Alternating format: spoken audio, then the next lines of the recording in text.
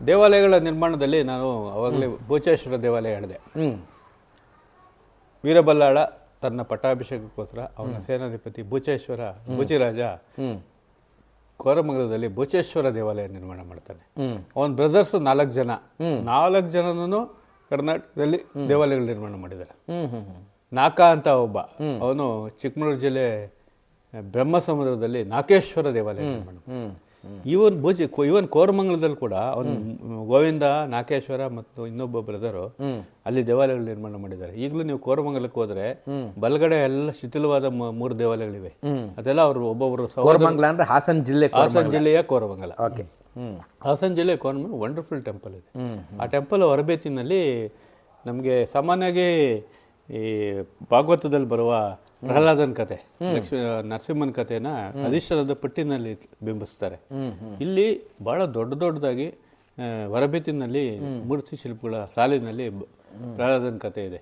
ಪ್ರಹ್ಲಾದನ ಇವರು ಹಿರಣ್ಯಕನ ಅಂಶರು ಶಿಕ್ಷೆ ಮಾಡೋದು, ಅಗ್ನಿಗೆ ಆಹುತಿ ಮಾಡೋದು, ಸರ್ಪಕ್ಕೆ ಕಚ್ಚಿಸೋದು ಎಲ್ಲ ಆಗಿ ಕೊನೆಯಲ್ಲಿ ನರಸಿಂಹ ಹಿರಣ್ಯಕನ ಸಂಹಾರ ಮಾಡೋದವರೆಗೂ ಸಂಪೂರ್ಣ ಇದೆ. ಅದು ಅದ್ಭುತವಾದ ದೇವಾಲಯ ಕೋರಮಂಗಲದ ಬೂಚೇಶ್ವರ. ಅದೇ ಬೂಚಿರಾಜ ಹುಲ್ಲೆಕೆರೆ ಅಂತ ಬರುತ್ತೆ, ಅರಸೀಕೆರೆ ತಾಲೂಕು. ತುಂಬಾ ಅದ್ಭುತವಾದ ಏಕಕೂಟ ದೇವಾಲಯ ನಿರ್ಮಾಣ ಮಾಡಿದ್ದಾರೆ. ಹುಲ್ಲೆಕೆರೆ ಎಷ್ಟು ಚೆನ್ನಾಗಿದೆ ದೇವಸ್ಥಾನ. ಅದನ್ನ ಅವನೇ ಮಾಡಿರೋದು ಬೂಚಿರಾಜ. ಇಲ್ಲಿ ಬಸರಾಳು, ನೀವು ಮಂಡ್ಯದಿಂದ ಮೇಲ್ಕೋಟೆಗೆ ಹೋಗುವಾಗ ಮಂಡ್ಯದಿಂದ 32 ಕಿಲೋಮೀಟರ್, 2-3 ರೂಟ್ ಇದೆ ಮೇಲ್ಕೋಟೆಗೆ. ಒಂದು ರೂಟಲ್ಲಿ ಬಸರಾಳು ಸಿಗುತ್ತೆ. ಮಂಡ್ಯ ಎಂಟ್ರೆನ್ಸ್ ಆಗ್ತಿದ್ದಾಗೆ ನೀವು ಬಸ್ಸಲ್ಲಿ ರೂಟೇ ಬರುತ್ತೆ, ಆ ನಾಗಮಂಗಲ ಹೋಗೋ ರೋಡಲ್ಲಿ. ಅಲ್ಲಿ ನಿಮ್ಗೆ ಮಲ್ಲಿಕಾರ್ಜುನ ದೇವಾಲಯನ ಹರಿಹರ ದಂಡನಾಯಕ ಸೇವಣರಂದು ಗೆದ್ದ ವಿಜಯೋತ್ಸವವಾಗಿ ಆ ದೇವಾಲಯ ನಿರ್ಮಾಣ ಮಾಡ್ತಾರೆ. ಅಂದ್ರೆ ಒಂಥರ ಮೆಮೊರಿ ಒಂದು ಇಟ್ಕೊಳ್ಬೇಕು ಅನ್ನೋ ಉದ್ದೇಶದಿಂದ ಮಾಡ್ತಾನೆ. ಅದರಲ್ಲಿ ಇರೋ ದೇವಾಲಯ ಮೂರ್ತಿಗಳಂತೂ ಯಾವ ಏನು ಕಡಿಮೆ ಇಲ್ಲ. ಆ ತರ ಒಂದು ಕಾನ್ಸೆಪ್ಟ್. ಆದ್ರೆ ದೇವಾಲಯದ್ದೇ ಒಂದ್ ಸೆಟ್ ವಿಜಯನಗರ ಕಾಲಕ್ಕೆ ಕಾಲಕ್ಕೆ ಬಂದ್ರಿ. ವಿಜಯನಗರ ಕಾಲದಲ್ಲಿ ದೇವಾಲಯಗಳ ನಿರ್ಮಾಣಕ್ಕಿಂತ ಅವ್ರು ಹೆಚ್ಚು ಒತ್ತು ಕೊಟ್ಟಿದ್ದು ದೇವಾಲಯನ ಉಳಿಸೋದು, ಜನಗಳನ್ನ ಬರೋಂಗ್ ಮಾಡೋದು. ಅದಕ್ಕೆ ದೇವರಿಗೆ ಮೊದಲು ಇತ್ತು, ಇವರು ಹೆಚ್ಚು ವಿಸ್ತರಣೆ ಮಾಡಿ ನವರಂಗದವ್ರಿಗಿರುವ ಹೊಯ್ಸಳ ದೇವಾಲಯನ ಮುಂದೆ ಮುಖಮಂಟಪ, ಪ್ರವೇಶ ಮಂಟಪ, ಒಂದ್ ಕಡೆ ಕಲ್ಯಾಣಿ, ಸುತ್ತಲೂ ಮಂಟಪಗಳು, ಅಂದ್ರೆ ಯಾವ್ದೋ ಒಂದು ಉತ್ಸವಗಳು ಎಲ್ಲ ನಡೆಯೋದಿಕ್ಕೆ, ಸೇವೆಗಳು ನಡೆಯೋದಿಕ್ಕೆ, ರಂಗಸೇವೆ, ರಂಗಭೋಗಗಳಿಗೆ, ಅದಕ್ಕೆಲ್ಲ ಅವರು ಇದು ಮಾಡಿ ದೇವಾಲಯನ ವಿಸ್ತರಣೆ ಮಾಡಿ ಇರೋ ದೇವಾಲಯನ ಜೀರ್ಣೋದ್ಧಾರ ಮಾಡೋದು. ಹಲವಾರು ಶಾಸನಗಳಲ್ಲಿ ನಮಗೆ ಅವರು ಜೀರ್ಣೋದ್ಧಾರ ಮಾಡೋದಕ್ಕೆ ಮಾಹಿತಿ ಸಿಗುತ್ತೆ. ಅವರು ಶಾಸನಗಳ ಜೀರ್ಣೋದ್ಧಾರ ಮಾಡಿದ್ದಲ್ಲದೆ ಒಂದು ಸ್ವಲ್ಪ ಡಿಪಾಸಿಟ್ ಮಾಡಿ ಖಂಡಸ್ಫುಟಿತ ಜೀರ್ಣೋದ್ಧಾರಕ್ಕಾಗಿ ಜೀರ್ಣೋದ್ಧಾರಕ್ಕಾಗಿ ಇವರು ಇಷ್ಟು ಹಣ ವಿನಿಯೋಗ ಮಾಡಬೇಕು ಅಂತ ಡಿಪಾಸಿಟ್, ಈ ತರ ಒಂದು ವಿಜಯನಗರದವರು ಆ ತರ ಒಂದು ಇದು ಮಾಡಿದ್ರು. ಅವರು ನೋಡಿದ್ರು ಹೊಯ್ಸಳರು ಮತ್ತು ಕಲ್ಯಾಣ ಚಾಲಕರು ಬಳಪದ ಕಲ್ಲು ಬಳಸಿದ್ರು. ಬಹುಶಃ ನಾವು ಬಳಪದ ಕಲ್ಲು ಬಳಸಿದ್ರೆ ದೇವಾಲಯ ಹಾಳಾಗುತ್ತೆ. ನಿಮ್ಗೆ ಗೊತ್ತಿರ್ಬೇಕು, ಎಷ್ಟೋ ಹೊಯ್ಸಳ ದೇವಾಲಯಗಳು ಸ್ಮೂತ್ನೆಸ್ ಇಂದ ಹಾಳಾಗಿದೆ. ಅದಕ್ಕೆ ಅವರು ಗ್ರಾನೈಟ್ ಬಳಸಿದ್ರು.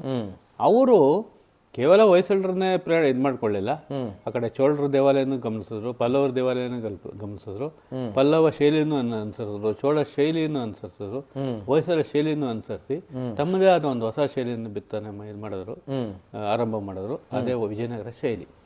ಇವರು ಗ್ರಾನೈಟ್ ಬಳಸಿದ್ರು, ಹಾರ್ಡ್ ಗ್ರಾನೈಟ್ ಇಂದ ರಫ್, ಅದರಿಂದ ಅದು ಚೆನ್ನಾಗಿ ಮೂರ್ತಿಗಳು ಕಡಿಬಹುದು. ಆದರೆ ಸೂಕ್ಷ್ಮತೆಗೆ ಅವಕಾಶ ಇಲ್ಲ. ಯಾವಾಗ ಸೂಕ್ಷ್ಮತೆಗೆ ಅವಕಾಶ ಇಲ್ವೋ ಬೃಹದಾಕಾರದಲ್ಲಿ ನಿರ್ಮಾಣ ಮಾಡೋದು. ಬೃಹದಾಕಾರದಲ್ಲಿ ನಿರ್ಮಾಣ ಮಾಡಿದ್ರಿಂದ ದೇವಾಲಯಗಳು ನೋಡಕ್ಕೆ ದೊಡ್ಡದು, ಜೈಗ್ಯಾಂಟಿಕ್ ಕಾಣೋದು. ನಿಮ್ಗೆ ಅದಕ್ಕೆ ಉದಾಹರಣೆಗೆ ಹಂಪಿಯ ದೇವಾಲಯ, ಕೃಷ್ಣ ಸ್ವಾಮಿ ದೇವಾಲಯ, ವಿರೂಪಾಕ್ಷ ದೇವಾಲಯ, ಲಕ್ಷ್ಮೀ ನರಸಿಂಹ, ಉಗ್ರ ನರಸಿಂಹ, ಲಕ್ಷ್ಮೀ ನರಸಿಂಹ ಅಲ್ಲ, ಅದು ಯೋಗ ಭೋಗ ಲಕ್ಷ್ಮೀ ನರಸಿಂಹ, ಯೋಗ ಭೋಗ ನರಸಿಂಹ. ಯಾಕೆ ಅಂದ್ರೆ ಅಲ್ಲಿ ಲಕ್ಷ್ಮೀ ತೊಡೆ ಮೇಲೆ ಇದ್ಲು, ಈಗಿಲ್ಲ, ಹಿಂದೆ ಇದೆ. ಯೋಗ ಪಟ್ಟೆ ಹಾಕೊಂಡು ಕುಳಿತಾನೆ ಯೋಗ ನರಸಿಂಹ, ಪಕ್ಕದಲ್ಲಿ ಲಕ್ಷ್ಮೀ ನರಸಿಂಹ. ಅದು ಎರಡು ಲಕ್ಷ್ಮೀ ನರಸಿಂಹ ಮತ್ತು ಯೋಗ ನರಸಿಂಹರ ಒಂದು ಫ್ಯೂಷನ್. ಅದು ಯೋಗ ಭೋಗ ಲಕ್ಷ್ಮೀ ನರಸಿಂಹ. ಬೃಹತ್ ವಿಗ್ರಹಗಳು ನೀವು ಅಲ್ಲಿ ಹಂಪಿಯ ಬಡಾಲಿಂಗ ಆಗಲಿ, ಪಟ್ಟಾಭಿರಾಮ ದೇವಾಲಯ, ಬಡಾಲಿಂಗ ಅಂದ್ರೆ ಬೃಹತ್ ಶಿವಲಿಂಗ. ಅದು ಹಿಂದೆ ಯಾರೋ ನೋಡಿ ಬಡಾಲಿಂಗ ಅಂದಿದ್ದಾರೆ, ಅದು ಬೃಹತ್ ಬಡಾಲಿಂಗ ಆಗ್ಬಿಟ್ಟಿದೆ. ಅದು ಈಗ ಬಡವಿಲಿಂಗ ಆಗ್ಬಿಟ್ಟಿದೆ, ಬಡವಿಲಿಂಗ ಆಗಿದೆ, ಅದು ಬಡಾಲಿಂಗ. ಆ ರೀತಿ ದೇವಾಲಯಗಳು ಹೊಯ್ಸಳ ವಿಜಯನಗರ ಕಾಲದಲ್ಲಿ ನಿರ್ಮಾಣ ಆಯಿತು. ಲೇಪಾಕ್ಷಿಯ ದೇವಾಲಯ ಅಂತೂ ಅದ್ಭುತ, ಅದು ವಿಜಯನಗರದ ಕೊಡುಗೆ. ಲೇಪಾಕ್ಷಿಯ ದೇವಾಲಯ ವಿಜಯನಗರದ ಕೊಡುಗೆ. ವಿಜಯನಗರ ಅರಸರು ಅಚ್ಯುತರಾಯ ಅವನ ಸೇನಾಧಿಪತಿ ವಿರೂಪಣ್ಣ ನಿರ್ಮಾಣ ಮಾಡಿರೋ ದೇವಾಲಯ. ಆ ದೇವಾಲಯ ಅದರಲ್ಲಿ ನವರಂಗದಲ್ಲಿ ಶಿವನ ಲೀಲಾಮೂರ್ತಿಗಳು, ತುಂಬರು, ನಾರದರು ಎಲ್ಲ ಇದು ಇಡೀ ಕೈಲಾಸನೇ ಚಿತ್ರಣ ಮಾಡ್ಬಿಟ್ಟಿದ್ದಾರೆ. ಸಾಕ್ಷಾತ್ ಕೈಲಾಸದ ದರ್ಶನ ನಮಗೆ ಲೇಪಾಕ್ಷಿಯಲ್ಲಿ ಸಿಗುತ್ತೆ. ತುಂಬಾ ಅದ್ಭುತವಾದ ಕೆತ್ತನೆ, ಹೊರಭಿತ್ತಿಯಲ್ಲಿ ಯಾಳಿ ಸ್ತಂಭಗಳು ನಿರ್ಮಾಣ ಮಾಡಿದ್ರು. ಇವರು ಹೊಯ್ಸಳರು ತಿರುಗಡೆಯನ್ನು ಮಾಡಿದ ಸ್ತಂಭಗಳು ಮಾಡಿದ್ರೆ, ಇವರು ಯಾಳಿ ಸ್ತಂಭಗಳು ಮಾಡಿದ್ರು. ಯಾಳಿ ಸ್ತಂಭ ಅಂದ್ರೆ ಒಂದು ಕುದುರೆಯನ್ನಾಗ್ಲಿ, ಒಂದು ಕಾಲ್ಪನಿಕ ಮೃಗಗಳಾಗ್ಲಿ ಅದನ್ನೇ ಕಂಬ ಎಗರ್ಕೊಂಡ್ ಇರುತ್ತೆ, ಅದ್ರ ಮೇಲ್ಗಡೆ ಸ್ತಂಭ ನಿರ್ಮಾಣ ಆಗುತ್ತೆ. ಅದು ಯಾಳಿ ಸ್ತಂಭ ಅಂತ ಅದಕ್ಕೆ ಕರೀತಾರೆ. ಅದರಲ್ಲಿ ಸಂಯುಕ್ತ ಸ್ತಂಭ ಮಾಡಿದ್ರು ಇವರು. ಸಂಯುಕ್ತ ಸ್ತಂಭ ಅಂದ್ರೆ ಒಂದು ಸ್ತಂಭ ಕೇಂದ್ರವಾಗಿರುತ್ತೆ, ಸಣ್ಣ ಸಣ್ಣ ಸ್ತಂಭಗಳು 4 ಕಡೆ ಇರುತ್ತೆ, 6 ಕಡೆ ಇರುತ್ತೆ. ಅದು ವಿಜಯನಗರ ಶೈಲಿಯ ಒಂದು ದೇವಸ್ಥಾನಗಳು. ಬಹಳಷ್ಟು ಕಡೆ ವಿಜಯನಗರ ದೇವಾಲಯಗಳು ಸಿಗುತ್ತೆ. ಹಂಪಿಯ ದೇವಾಲಯಗಳು ಮತ್ತು ಲೇಪಾಕ್ಷಿ, ಕೋಲಾರದ ಸೋಮೇಶ್ವರ, ಇವೆಲ್ಲ ವಿಜಯನಗರ ಶೈಲಿಯ ದೇವಾಲಯಗಳು. ಅದೊಂದು ಕಾನ್ಸೆಪ್ಟ್ ಅಲ್ಲಿ ಒಂದು ವಿಜಯನಗರ ಟೆಂಪಲ್ಸ್ ಇದು ಮಾಡ್ತೀವಿ. ನಂತರ ಮೈಸೂರು ಒಡೆಯರು ವಿಜಯನಗರ ದೇವಾಲಯ ರಾಜರು ಹಾಕಿಕೊಟ್ಟ ಹೆಜ್ಜೆಯನ್ನೇ ಮುಂದುವರ್ಸ್ಕೊಂಡ್ ಬಂದ್ರು. ಸಾಂಸ್ಕೃತಿಕವಾಗಿ ಆಗಲಿ, ಈ ದೇವಾಲಯಗಳ ನಿರ್ಮಾಣದಲ್ಲಿ ಅದಕ್ಕೆ ನಾವು ಬಹಳಷ್ಟು ತುಂಬಾ ದೇವಾಲಯಗಳು ಉದಾಹರಿಸಬಹುದು. ಅದ್ರಲ್ಲಿ ತುಂಬಾ ಅದ್ಭುತ ಅಂದ್ರೆ ನಂಜನಗೂಡಿನ ಶ್ರೀಕಂಠೇಶ್ವರ ಮೂಲ ದೇವಾಲಯ 10ನೇ ಶತಮಾನದ ಗಂಗರ ಕಾಲದಾದ್ರು ಮುಮ್ಮಡಿ ಕೃಷ್ಣರಾಜ ಒಡೆಯರಲ್ಲಿ ವಿಸ್ತರಣೆ ಆಗಿ ಒಂದ್ ಕಡೆ ಶಿವನ ಲೀಲಾಮೂರ್ತಿಗಳು, ಇನ್ನೊಂದ್ ಕಡೆ 64 ಜನ ಅಲ್ಲಿ ಇವರು ಪುರಾತನರು, ಇವರು 64 ಜನ ಇವರು ಸರ್ ಅವ್ರುಗಳನ್ನ ಕೆತ್ತನೆ ಮಾಡಿದ್ರು. ಅಲ್ಲಿ ನಂಜನಗೂಡಲ್ಲಿ ನೀವು ಸಾಮಾನ್ಯವಾಗಿ ನಂಜನಗೂಡಿಗೆ ಹೋಗಿ ಶ್ರೀಕಂಠೇಶ್ವರನ ದರ್ಶನ ಮಾಡಿ ಬಂದ್ಬಿಡ್ತಾರೆ. ಆದ್ರೆ ನೀವು ನೋಡ್ಲೇಬೇಕಾದ್ದು ಅಂದ್ರೆ ಮುಮ್ಮಡಿ ಕೃಷ್ಣರಾಜ ಒಡೆಯರು ಶ್ರೀತತ್ವ ನಿಧಿನಲ್ಲಿ ಅವರು ಶಿವನಿಧಿ, ವಿಷ್ಣು ನಿಧಿ ಅಂತ ವಾಲ್ಯೂಮ್ಸ್ ಬರ್ತಿದ್ದಾರೆ. ಅವರು ಬಹಳ ದೊಡ್ಡ ವಿದ್ವಾಂಸರು ಮುಮ್ಮಡಿ ಕೃಷ್ಣರಾಜರು. ಅವರು ಇದರಲ್ಲಿ ಶಿವನಿಧಿ ಅವರು ಧ್ಯಾನ ಶ್ಲೋಕಗಳು ಹಾಕಿದ್ದಾರೆ. ಶಿವನ ಲೀಲಾಮೂರ್ತಿಗಳದ್ದು ನಟರಾಜ ಆಗಲಿ, ಸುಬ್ರಹ್ಮಣ್ಯ, ಇದು ದಕ್ಷಿಣಾಮೂರ್ತಿ ಆಗಲಿ, ಅದರಲ್ಲಿ ಆ ಮೂರ್ತಿಗಳನ್ನ ಧ್ಯಾನ ಶ್ಲೋಕದ ಸಮೇತ ಆಧಾರದ ಮೇಲೆ ದಕ್ಷಿಣಾಮೂರ್ತಿ 6 ಪ್ರಭೇದಗಳು, ನಟರಾಜನ 6 ಪ್ರಭೇದಗಳು. ನಟರಾಜನಲ್ಲೇ ನಾವು ಕೇವಲ ನಟರಾಜ ಅಲ್ಲ, ಆನಂದ ತಾಂಡವ, ಸಂಧ್ಯಾ ತಾಂಡವ, ಊರ್ಧ್ವ ತಾಂಡವ, ಕಾಲ್ ತೆಗೆದು ಇಲ್ಲಿವರೆಗೂ ಇಟ್ಕೊಂಡು ಊರ್ಧ್ವ ತಾಂಡವ, ಈ ತರ ಶಿವನ ಲೀಲಾಮೂರ್ತಿಗಳು ಎಲ್ಲಾನು ಹೊರಬೆತ್ತಿಯ ಗೋಡೆ ಮೇಲೆ ಗಾರೆನಲ್ಲಿ ಮಾಡಿದ್ದಾರೆ. ಹೌದು, ಅದು ನೋಡ್ಲೇಬೇಕು. ಆಮೇಲೆ ಒಂದು ಕಡೆ 32 ಗಣೇಶನ ಮೂರ್ತಿಗಳಿವೆ. ಹೌದು, ಆ ಗಣೇಶನ ಮೂರ್ತಿಗಳು ಕೂಡ ಮುದ್ಗಲ ಪುರಾಣ ಅಂತ ಗಣೇಶನ ಬಗ್ಗೆ ಒಂದು ಪುಸ್ತಕ ಇದೆ.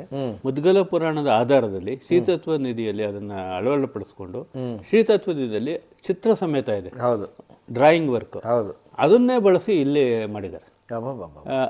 ಇಲ್ಲಿ ನಂಜನಗೂಡಿನ ಶ್ರೀಕಂಠೇಶ್ವರ ದೇವಾಲಯ ಇದೆ. ಅದೇ ತರ ತದ್ರೂಪಿ ಅಂತಾನೆ ಹೇಳ್ಬೋದು. ಇಲ್ಲಿ ಚಾಮರಾಜನಗರದ ಚಾಮರಾಜೇಶ್ವರ, ಅದು ಕೂಡ ಅವ್ರ ತಂದೆ ಚಾಮರಾಜ ಒಡೆಯರ ಹೆಸರಿನಲ್ಲಿ ಚಾಮರಾಜನಗರ ಹರಿಕುಟಾರ ಅಂತ ಚಾಮರಾಜನಗರಕ್ಕೆ ಹೆಸರು ಮಾಡಿದ್ರು. ಅಲ್ಲಿ ಕೂಡ ಶಿವನ ಲೀಲಾಮೂರ್ತಿಗಳನ್ನ ಹೊರ ಮಂಟಪದಲ್ಲಿ ಸಾಲಾಗಿ ಜೋಡಿಸಿದ್ದಾರೆ. ಅಲ್ಲಿ ಒಂದು ಅಪರೂಪದ ಶಿವಲಿಂಗ ಇದೆ. ನಾನು ಶಿವಲಿಂಗಗಳ ಪ್ರಭೇದಗಳಲ್ಲಿ ಸಹಸ್ರಲಿಂಗ ಅಂತ ಬರುತ್ತೆ. ಒಂದು ಶಿವಲಿಂಗದಲ್ಲಿ 1,000 ಶಿವಲಿಂಗಗಳು. ಅದನ್ನ ಅಲ್ಲಿ ನಂಜನಗೂಡಲ್ಲೂ ಇದೆ, ಚಾಮರಾಜನಗರದಲ್ಲೂ ಇದೆ. ಅದೇ ತರ ಸಹಸ್ರಲಿಂಗಗಳು ಕರ್ನಾಟಕದಲ್ಲಿ ಹಲವಾರು ಕಡೆ ಸಿಗುತ್ತೆ. ಕೋಟಿಲಿಂಗ ಕೂಡ ಇದೆ. ಕೋಟಿಲಿಂಗ ಬಂದು ನಿಮ್ಗೆ ಮಹಾಕೋಟ ಅಂತ ಬರುತ್ತೆ. ಮಹಾಕೋಟದಲ್ಲಿ ಮಹಾಕೋಟೇಶ್ವರ ದೇವಾಲಯ ಹಿಂಭಾಗದಲ್ಲಿ 1 ಕೋಟಿ ಶಿವಲಿಂಗಗಳಿರೋ ಒಂದೇ ಒಂದು ಶಿವಲಿಂಗದಲ್ಲಿ 1 ಕೋಟಿ ಶಿವಲಿಂಗ ಇದೆ. ಮಹಾಕೋಟ ಅಂದ್ರೆ ಬಾಗಲಕೋಟೆ ಜಿಲ್ಲೆ. ಅಲ್ಲಿ ಒಂದು ಶಿವಲಿಂಗ ಮಾಡ್ತಾರೆ, ಸಣ್ಣ ಶಿವಲಿಂಗ ಮಾಡ್ತಾರೆ, ಅದರೊಳಗೆ ಸಣ್ಣ ಡಾಟ್ ಇಟ್ಟು ಕೋಟಿಲಿಂಗ ಅಂತಾರೆ. ಅದೇ ತರ ಇದು ಇಲ್ಲಿ ಚಾಮರಾಜನಗರದ ಚಾಮರಾಜೇಶ್ವರ ದೇವಾಲಯದಲ್ಲಿದೆ, ಬಂದಳಿಕೆಯಲ್ಲಿದೆ ಕೋಟಿಲಿಂಗ. ಆಮೇಲೆ ಧಾರವಾಡ ಸಮೀಪ ನರೇಂದ್ರ ಅಂತ ಬರುತ್ತೆ, ಅಲ್ಲಿ ಕೂಡ ಒಂದು ಊರಲ್ಲಿ ಕೋಟಿಲಿಂಗೇಶ್ವರ ಇದೆ. ಆಮೇಲೆ ಲಕ್ಷ್ಮೇಶ್ವರದಲ್ಲಿದೆ ಒಂದು ಶಿವಲಿಂಗದಲ್ಲಿ 1000 ಲಿಂಗಗಳು. ಆಮೇಲೆ ಕೊಲ್ಲೂರು ಅಂತ ಬರುತ್ತೆ, ಅದು ಗುಲ್ಬರ್ಗ ಜಿಲ್ಲೆ ಕೊಲ್ಲೂರಲ್ಲಿ, ಚಿತ್ತಾಪುರ ತಾಲೂಕು ಕೊಲ್ಲೂರಲ್ಲಿ ಈ ಒಂದೇ ಗರ್ಭಗುಡಿ ದೇವಾಲಯದಲ್ಲಿ 2 ಕೋಟಿ ಲಿಂಗಗಳಿವೆ. ಅದು ಒಂದು ಒಂದು ಶಿವಲಿಂಗದ ಪೂಜೆ ಆಗೋದ್ರೆ ಸಣ್ಣ ಸಣ್ಣ ಸಣ್ಣ ಸಣ್ಣ ಶಿವಲಿಂಗಗಳು ವಂಡರ್ಫುಲ್ ಆಗಿದೆ ಅವೆಲ್ಲ. ಅವೆಲ್ಲ ಹೈಲೈಟ್ ಆಗಬೇಕು. ಎಷ್ಟೋ ಜನಕ್ಕೆ ಗೊತ್ತಿಲ್ಲ. ನಿಜ ಹೇಳ್ಬೇಕು ಅಂದ್ರೆ ನಿಜ ನಮ್ಮ ಕರ್ನಾಟಕದ ಹಿರಿಮೆ ಈಗ ಎಷ್ಟಿದೆ ಅಂದ್ರೆ ಎಷ್ಟಿದೆ ಅಂತ ನಾವು ಎಣಸಕ್ಕೆ ಆಗಲ್ಲ. ಇಡೀ ತಿಂಗಳಗಟ್ಟಲೆ ಹೇಳೋಷ್ಟಿದೆ ಇದೆ. ಇದು ಇಲ್ಲಿ ನಂಜನಗೂಡು ವಿಜಯನಗರ ಶೈಲಿ ಆಯ್ತು. ನಂತರ ಪಾಳೆಗಾರರು. ನಾವು ಪಾಳೆಗಾರರು ಅಂತ ನಾವು ನೆನಪಿಸ್ಕೊಳ್ಳೋದು ಚಿತ್ರದುರ್ಗದ ಪಾಳೆಗಾರರು ನಿರ್ಮಿಸಿದ ದೇವಾಲಯ. ಅವರೆಲ್ಲ ವಿಜಯನಗರ ಶೈಲಿನೇ ಅನುಸರಿಸಿದ್ರು. ಕೆಲವು ಪ್ರಾಚೀನ ದೇವಾಲಯಗಳನ್ನ ಅವರು ಕೂಡ ನವೀಕರಣ ಮಾಡಿದ್ರು. ಹಲವಾರು ಕೋಟೆಗಳು ಮತ್ತು ಮಧುಗಿರಿಯ ನಾಯಕರು ಮಾಡಿದ್ದ ಮಧುಗಿರಿಯ ವೆಂಕಟೇಶ್ವರ ಮತ್ತು ಮಲ್ಲೇಶ್ವರ ತುಂಬಾ ಅದ್ಭುತವಾದ ದೇವಾಲಯ. ವೆಂಕಟೇಶ್ವರ ತಿರುಪತಿ ವೆಂಕಟೇಶ್ವರ ಅಂತ ಸುಂದರವಾಗಿದೆ ಮಧುಗಿರಿ ವೆಂಕಟೇಶ್ವರ. ಹಾಗೆ ಮತ್ತೆ ಮಧುಗಿರಿ ಕೋಟೆ ಎಲ್ಲವೂ ನಮ್ಮ ನಾಯಕರ ಕಾಲದ ನಿರ್ಮಾಣ. ಇದು ಒಂದು ಹಂತ. ಇತ್ತೀಚಿನ ಒಂದು ದೇವಾಲಯ ಸ್ಯಾಂಪಲ್ಗೆ ಹಾಕೋತೀನಿ. ಏನೇ ಆದರೂ ಪ್ರಾಚೀನ ದೇವಾಲಯಗಳ ಲಕ್ಷಣ ಅಷ್ಟೇ. ಹೌದು, ಅದರದ ಒಂದು ಶಕ್ತಿನೇ ಬೇರೆ. ಹೌದು ಸರ್. ಇದೊಂದು ಕಾನ್ಸೆಪ್ಟ್ ಮಾಡ್ತೀನಿ. ಮತ್ತೆ ಈಗ ನಾನು ಶಿವಲಿಂಗ ಹೇಳಿದೆ, ಗಣಪತಿ ಹೇಳಿದೆ, ಸುಬ್ರಹ್ಮಣ್ಯ ಹೇಳಿದೆ, ದೇವಿಯರ ಶಿಲ್ಪಗಳು ಹೇಳಿದೆ, ಮತ್ತು ವಿಷ್ಣುವಿನ ಮೂರ್ತಿಗಳು. ವಿಷ್ಣುವಿನ ಬಹಳಷ್ಟು ಪ್ರಭೇದಗಳಿವೆ. ನಿಮಗೆ ವಿಷ್ಣುವಿನ ಚತುರ್ವಂಶದಿ ಹೇಳಿದೆ, 24 ಶಿವನ ವಿಷ್ಣುವಿನ ಮೂರ್ತಿಗಳು. ಕೇಶವ, ನಾರಾಯಣ, ವಾಮನ ಮತ್ತು ಶಂಕುಚಕ್ರ, ಗದಾ, ಪದ್ಮ, ಕೇಶವ, ಆ ಥರ. ಪದ್ಮನಾಭನ ದೇವಾಲಯ ಹೊಸಬೂದನೂರಿದೆ. ಹೊಸಬೂದನೂರು ನೀವು ನೋಡಲೇಬೇಕು. ಹೊಸಬೂದನೂರು ಗರ್ಭಗುಡಿಯಲ್ಲಿ ವಿಷ್ಣು ಪದ್ಮನಾಭನ ರೂಪದಲ್ಲಿದ್ದಾನೆ. ಆದ್ರಿಂದ ಅಲ್ಲಿ ಅನಂತ ಪದ್ಮನಾಭ ದೇವಾಲಯ ಅಂತಾನೆ ಶಾಸನದಲ್ಲೇ ಕರೆದಾರೆ. ಅನಂತ ಪದ್ಮನಾಭ ದೇವಾಲಯ ಹೊಸಬೂದನೂರು, ಮಂಡ್ಯ ಜಿಲ್ಲೆ. ಇಲ್ಲಿ ವಿಷ್ಣು ಪದ್ಮನಾಭನ ರೂಪದಲ್ಲಿದ್ದಾನೆ. ಹೊಯ್ಸಳರ ಕಾಲದ್ದು. ಹಾಗೆ ಬೆಳ್ಳೂರಲ್ಲಿ ವಿಷ್ಣು ಮಾಧವನ ರೂಪದಲ್ಲಿದ್ದಾನೆ. ಸೌಮ್ಯಕೇಶವ. ಬೆಳ್ಳೂರು ಕೊಕ್ರೆಬೆಳ್ಳೂರು ಅಲ್ಲ, ಇಲ್ಲಿ ಮಂಡ್ಯ ಹತ್ರ ಬೆಳ್ಳೂರು ಬರುತ್ತೆ. ಇದು ನಾಗಮಂಗಲ ತಾಲೂಕು ಬೆಳ್ಳೂರು. ಅದೇ ಕೊಕ್ರೆಬೆಳ್ಳೂರು ಬೇರೆ. ಅದು ಇಲ್ಲಿ ಇರೋದು. ಇದು ಆಚುಂಚನಗಿರಿ ಹತ್ರ ಬರುತ್ತಲ್ಲ ಬೆಳ್ಳೂರು ಕ್ರಾಸ್ ಬೆಳ್ಳೂರು. ಅಲ್ಲಿರೋ ಮಾಧವ ವಿಷ್ಣುವಿನ ಒಂದು ರೂಪ. ಅದೇ ತರ ಬೇರೆ ಬೇರೆ ಕಡೆ ಅದು ಹೊಯ್ಸಳನೇ. ಒಂದೊಂದು ಕಡೆನೂ ಒಂದೊಂದು ವಿಷ್ಣುವಿನ ರೂಪಗಳು ಮಾಡಿದ್ರು. ಆಮೇಲೆ ನರಸಿಂಹನ ಮೂರ್ತಿಗಳು. ಈ ವಿಷ್ಣು ಮತ್ತೆ ನರಸಿಂಹ, ಮಾಧವ, ಕೇಶವ ಇವರೆಲ್ಲ ಇವರು ಯಾವ್ದು ಅತ್ಯಂತ ಪುರಾತನ ಇಲ್ಲಿ? ನರಸಿಂಹನ್ ತಗೊಂಡ್ರೆ ನರಸಿಂಹನ ಆರಾಧನೆ ನಮಗೆ 4ನೇ ಶತಮಾನ 3ನೇ ಶತಮಾನದಿಂದ ಇತ್ತು. ನರಸಿಂಹನ ಒಂದು ಕಲ್ಟ ಇತ್ತು ಅಂತ ಗುರುತಿಸ್ತಾರೆ. ನರಸಿಂಹನ ಆರಾಧಕರೇ ಇದ್ರು ಅಂತ. ನರಸಿಂಹನ ಮೂರ್ತಿಗಳು ಕದಂಬರ ಕಾಲದಲ್ಲಿ ಅತ್ಯಧಿಕ ಸಂಖ್ಯೆಯಲ್ಲಿ ಸಿಗುತ್ತೆ. ನನ್ನ ಗಮನದಲ್ಲೇ 10-12 ಸಿಕ್ಕಿದೆ. ಇನ್ನೂ ಇದೆ ಹುಡುಕಿದ್ರೆ. ಅದರಲ್ಲಿ ನಮಗೆ ಅತ್ಯಂತ ಪ್ರಾಚೀನ ನರಸಿಂಹನ ಶಿಲ್ಪ ಅಂದ್ರೆ ಬೆಳಗಾವಿ ಜಿಲ್ಲೆಯ ಹಲಸಿಯ ಬಾಲನರಸಿಂಹ ಅಂತ ಕರೀತಾರೆ. ಅದು 4ನೇ ಶತಮಾನದ ನರಸಿಂಹ. ಅದ್ಭುತ. ಅದೇ ತರ ಪ್ರಾಚೀನ ನರಸಿಂಹ ಶಿಲ್ಪ ಉಡುಪಿ ಜಿಲ್ಲೆಯ ಸಾಲಿಗ್ರಾಮದಲ್ಲಿದೆ. ಅದು ಕೈನಲ್ಲಿ ಕುಳಿತುಕೊಂಡು ವಿರಾಸನ ಹಾಕಿ ಕುಳಿತುಕೊಂಡು, ಅದು ಯೋಗಪಟ್ಟಿ ಕೂಡ ಇದೆ. ಇಲ್ಲಿಂದ ಯೋಗಪಟ್ಟಿ ಬರುತ್ತೆ. ಕೈನಲ್ಲಿ ಚಕ್ರ ಹಿಡ್ಕೊಂಡಿರೋದು ಗುರುನರಸಿಂಹ ಅಂತ ಕರೀತಾರೆ. ಒಂದು ಗುರುನರಸಿಂಹ ಅವ್ರಿಗೆ, ಒಂದು ಜನಾಂಗಕ್ಕೆ ಅವ್ರಿಗೆ ಗುರುಗಳೇ ಇಲ್ಲ. ನರಸಿಂಹನೇ ಗುರು ಅವ್ರಿಗೆ. ನೀವು ಕೋಟಾ ಇವರು ಅಂತ ಕೇಳಿರ್ತೀರ, ಕೋಟಾ ಬ್ರಾಹ್ಮಿನ್ಸ್ ಅಂದ್ಬಿಟ್ಟು. ಅವ್ರಿಗೆ ಗುರುನೇ ನರಸಿಂಹ. ಇಲ್ಲಿ ಗುರುನರಸಿಂಹ ಕಲ್ಯಾಣ ಮಂಟಪ ನೋಡಿರ್ಬೇಕು ಚಾಮರಾಜಪೇಟೆಯಲ್ಲಿ. ಇಲ್ಲಿ ನಮ್ಮ ಬುಲ್ ಟೆಂಪಲ್ ರೋಡ್ ಅಲ್ಲಿ ಅದೇ ಸಂಘದವರು. ಬಹಳ ಒಳ್ಳೆ ನಿರ್ವಹಣೆ ಇದೆ ದೇವಾಲಯ. ಒಂದು ಪೂಜೆಗಳು ನಡೆಯೋದೆಲ್ಲನೂ ಬಹಳ ಪಾಂಗಿತವಾಗಿ ನಡೆಯುತ್ತೆ. ಗುರುನರಸಿಂಹ ಸಾಲಿಗ್ರಾಮ. ಅದೇ ತರ ಕುಪ್ಪಟೂರು, ಕುಪ್ಪಗದ್ದೆ, ಈ ನಮ್ಮನ್ನೇ ಹಲಸಿ, ಇದು ಹುರುಳಿ ಅಂತ ಬರುತ್ತೆ. ಹುರುಳಿ ಶಿವಮೊಗ್ಗ ಜಿಲ್ಲೆ ತೀರ್ಥಹಳ್ಳಿ ತಾಲೂಕು ಹುರುಳಿನಲ್ಲಿ ದ್ವಿಬಾಹು ನರಸಿಂಹ ಇದೆ. ಚಿಂತಾಮಣಿ ನರಸಿಂಹ ಅಂತ ಕರೀತಾರೆ. ಅದು ಕೂಡ ದ್ವಿಬಾಹು, ಪ್ರಾಚೀನ, ಸರಳವಾಗಿರುತ್ತೆ. ಕೈ ಹೀಗೆ ಮಡಿಸ್ಕೊಂಡು ಅದ್ರಲ್ಲಿ ಚಿಂತಾಮಣಿ ಇದೆ. ಅದರಿಂದ ಚಿಂತಾಮಣಿ ನರಸಿಂಹ ಅಂತ ಕರೀತಾರೆ. ಅದೇ ತರ ಒಂದು ಪ್ರಾಚೀನ ನರಸಿಂಹ ಶಿಲ್ಪ ನಮಗೆ ಕೂಡ್ಲಿಲಿ ಸಿಗುತ್ತೆ. ಶಿವಮೊಗ್ಗ ಜಿಲ್ಲೆ ಕೂಡ್ಲಿ ಸಂಗಮ, ತುಂಗಭದ್ರಾ ನದಿ ಸಂಗಮ, ಕೂಡ್ಲಿ ತೀರದಲ್ಲಿ ಸುಮಾರು 5ನೇ ಶತಮಾನದ ನರಸಿಂಹ ಇದೆ. ನರಸಿಂಹನ ತಲೆಯ ಮೇಲೆ ಹಸ್ತ ಇದೆ. ಪ್ರಹ್ಲಾದನ ಹಸ್ತ ಅಂತ ಕರೀತಾರೆ. ಅದು ನರಸಿಂಹನ ಪ್ರಭೇದ. ನರಸಿಂಹನ ಪ್ರಭೇದದಲ್ಲಿ ಕೂಡ ಯೋಗ ನರಸಿಂಹ, ಕೇವಲ ನರಸಿಂಹ ನರಸಿಂಹ ಒಬ್ಬನೇ ಇರೋದಕ್ಕೆ ಕೇವಲ ನರಸಿಂಹ, ಲಕ್ಷ್ಮೀ ನರಸಿಂಹ ಮತ್ತು ಯೋಗ ಭೋಗ ನರಸಿಂಹ. ನಾನು ಆಗ್ಲೇ ತಮಗೆ ಉದಾಹರಣೆ ಕೊಟ್ಟೆ. ಅದು ಒಂದು ಪ್ರಭೇದಗಳು. ನಮಗೆ ಕೇವಲ ನರಸಿಂಹ ಅಂದ್ರೆ ನರಸಿಂಹ ಒಬ್ಬನೇ ಇರೋದು. ಆಮೇಲೆ ಸ್ತಂಭರೂಪಿ ನರಸಿಂಹ. ಇವಾಗ ನಾವು ಮಾಗಡಿ ಹತ್ರ ಇರೋ ಸುಗ್ನಳ್ಳಿನಲ್ಲಿ ಸ್ತಂಭದಲ್ಲಿ ನರಸಿಂಹ ಇದೆ.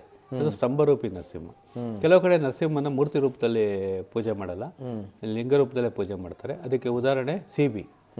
ತುಮಕೂರು ಜಿಲ್ಲೆ ಸಿ ಬಿ. ಆಮೇಲೆ ದೊಡ್ಡದಾಳವಟ್ಟ ಅಂತ ಮಧುಗಿರಿ, ತುಮಕೂರು ಜಿಲ್ಲೆ ಮಧುಗಿರಿ ತಾಲೂಕು ದೊಡ್ಡದಾಳವಟ್ಟದಲ್ಲಿ ನರಸಿಂಹ ಮೂರ್ತಿ ರೂಪದಲ್ಲಿದೆ.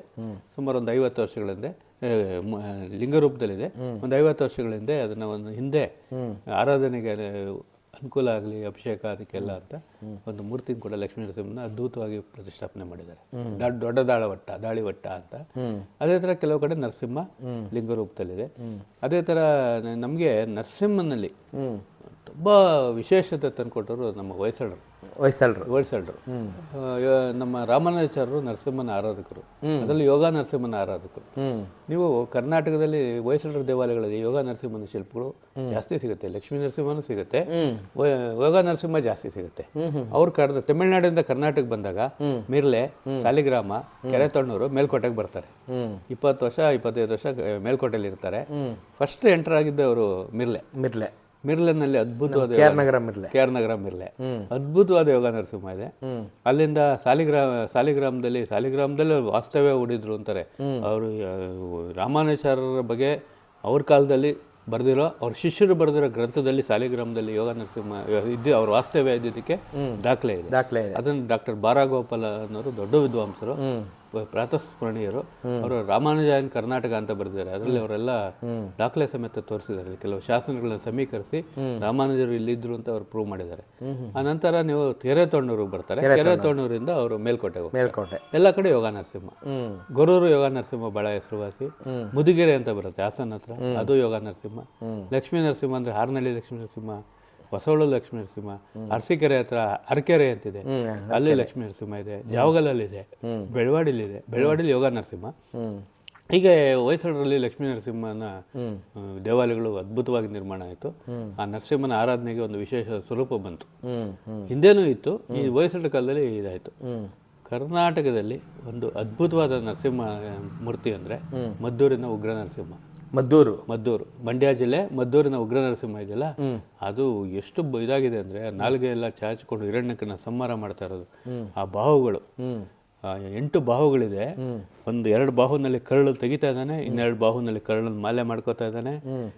ಆಮೇಲೆ ಇದು ಪಾಶ, ಅಂಕುಶ, ಶಂಕು, ಚಕ್ರ ರೂಪನ ನೀವು ಅದರ ನೋಡ್ಬೇಕು ಅಂದ್ರೆ ತಿರುಮಂಜನ ಅಂತ ಮಾಡ್ತಾರೆ, ಅರಿಶಿನ ಹಚ್ತಾರೆ.